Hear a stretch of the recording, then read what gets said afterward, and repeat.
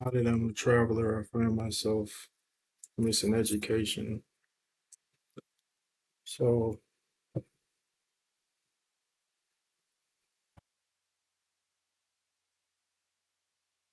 being as though I'm a traveler now, but I still miss education, I can't miss an opportunity to explain something that might be helpful to students, and that is the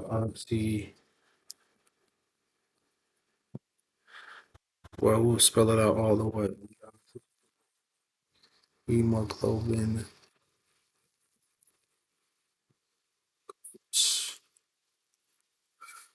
globin dissociation curve.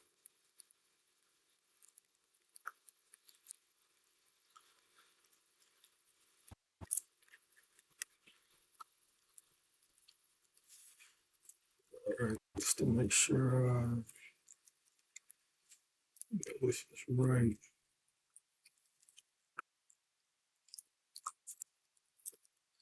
Hemoglobin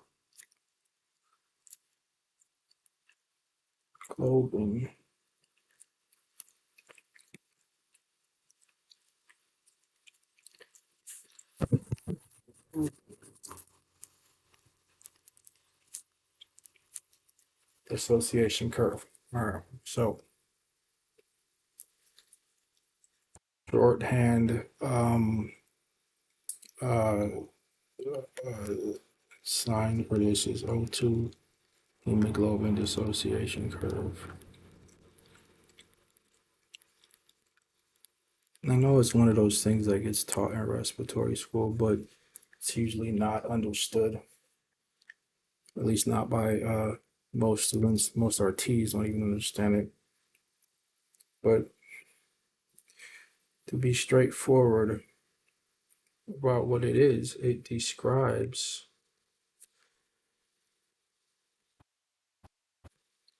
and sh- illustrates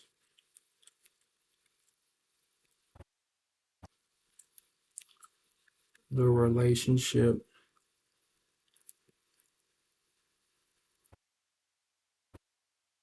between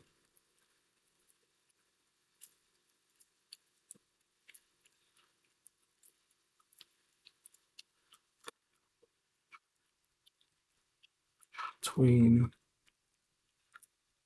O2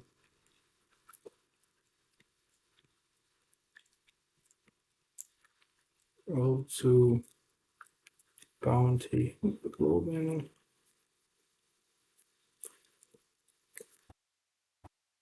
and O2 dissolved in plasma. Computer wants to make my letter shapes because I chose one of the settings I chose. Then plasma and bounded hemoglobin. So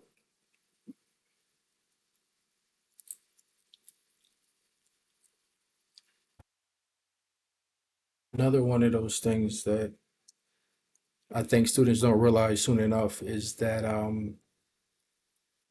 the PO2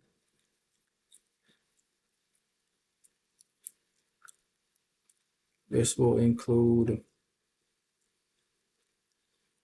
all blood, arterial, venous, and capillary.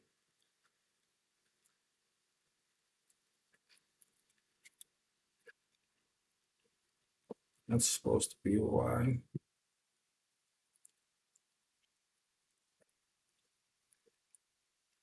SO2, all O2,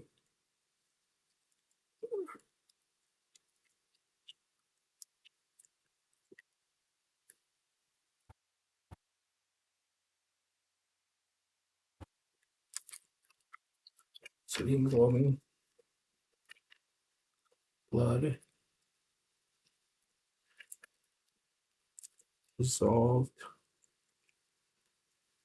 in plasma. It's expressed in units of pressure,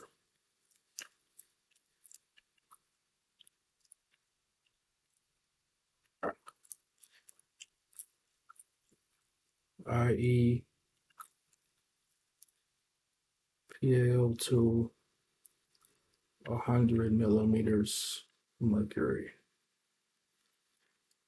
That's what a partial pressure indicates. Now we're talking about O2 bound to hemoglobin. Because this here, it's not bound to hemoglobin. It's dissolved in plasma. Simply put, what that means, it means it's floating around, not attached to the red blood cell or on the red blood cell, in the same place that you would get a sodium or a potassium or any other value from what they call serum lactate or serum lab value. Serum is plasma. The PO2 is coming from that place of serum plasma. Saturation of O2 is indicating the blood that's already attached to hemoglobin. All right. It doesn't matter if it's arterial or venous or capillary. These rules apply everywhere. But SO2 is the O2 bound to hemoglobin, and that's which is nearly which is people say different things, but it's like 98.5% of all O2 is bound to hemoglobin.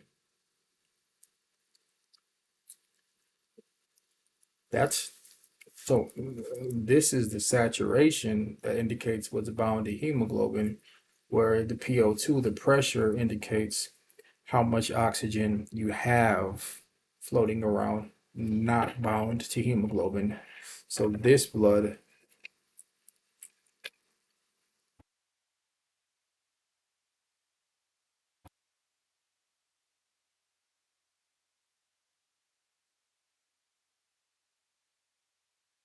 relationship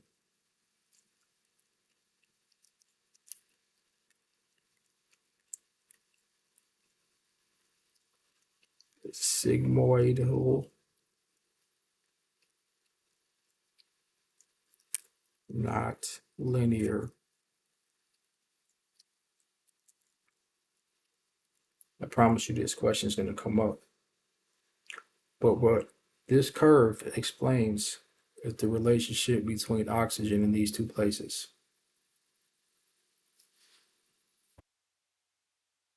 What's it look like?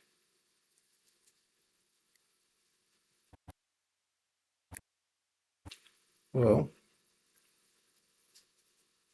I'm sure you all have seen it before, whether you glanced over it or had to actually, whether you actually read it and tried to figure it out, or whether your teacher did.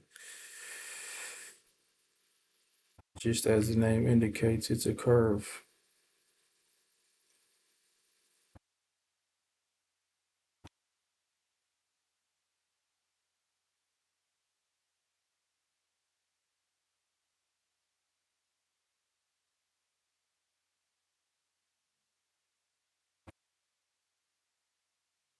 Definitely never said I was Van Gogh,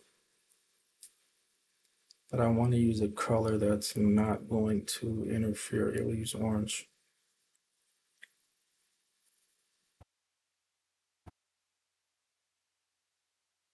It's definitely not what I was trying to do.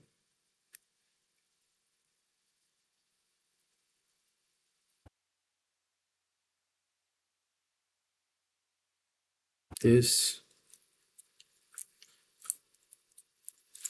would represent a normal oxyhemoglobin dissociation. Now remember, I'm using the term has dissociation in it. Dissociate, dissociate, dissociate means to separate.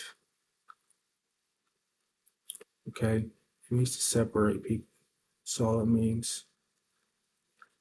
Guess if it's a dissociation, maybe it's a little bit more organized, but it means to separate. Now,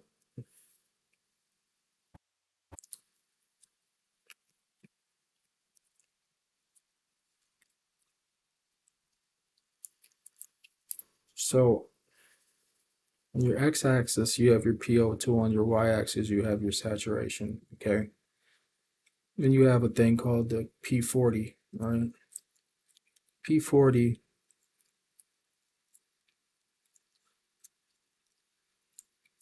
asks the question,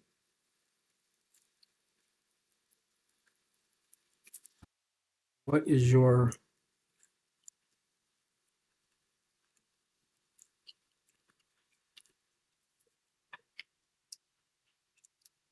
P? Okay. So P40 says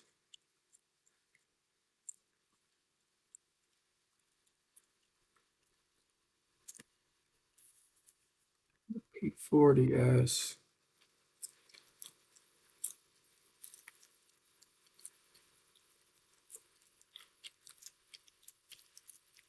the question,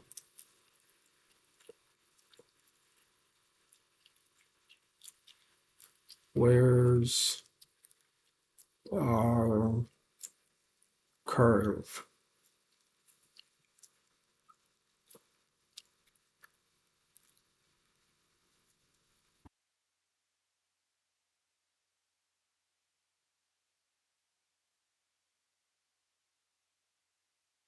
Did we start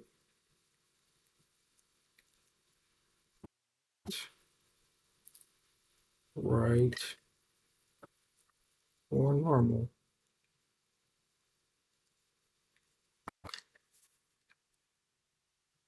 And I'm not going to give this to you guys. I want you to figure it out. But the P40 to the P50 is going to have a place where it's expected to be based on normal conditions. So has a normal based on healthy lungs and hemoglobin, right?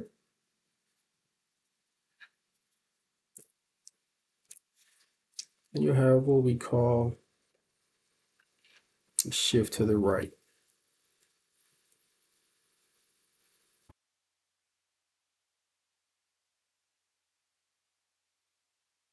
Okay. When we say shift to the right, we mean the entire graph. I'm sorry, curve shifted a direction relative to that initial direction. So, according to this normal one here, this is shifted to the right compared to normal shifted right. Okay. In the other direction,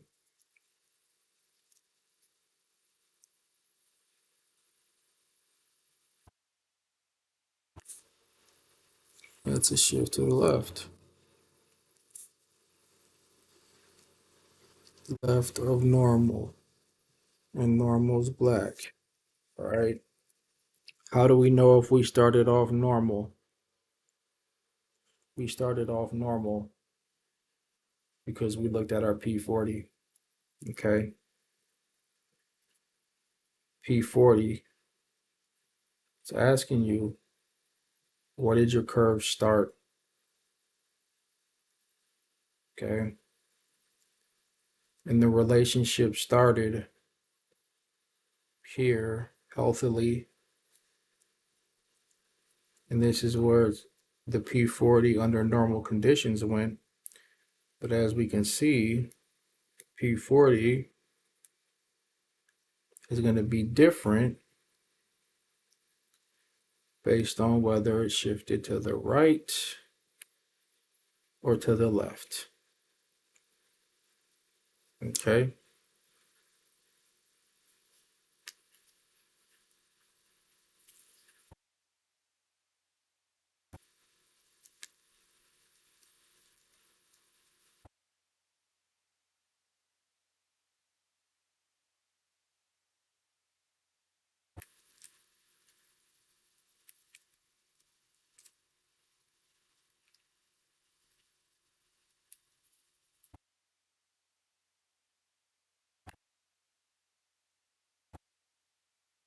So the P40 can be used to determine which direction the curve.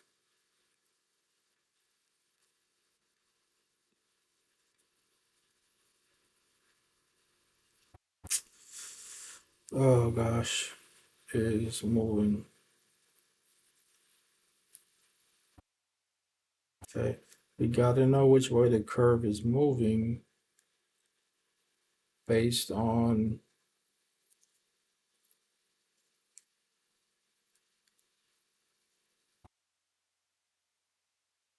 relative to normal or patient presentation.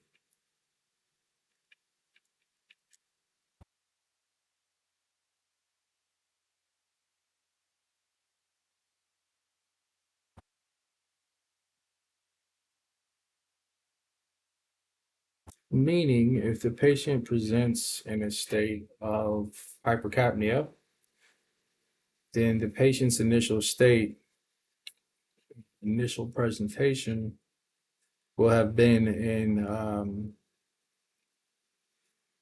a state in which the curve will be shifted to the right. So the curve would start to the right, but we'd still have to know whether it's moving left or right from where we started, because our interventions are going to influence which direction this curve goes. And remember, all this curve does is it just describes and illustrates a relationship between the O2 floating around in plasma and O2 bound to hemoglobin. That's the only reason for it.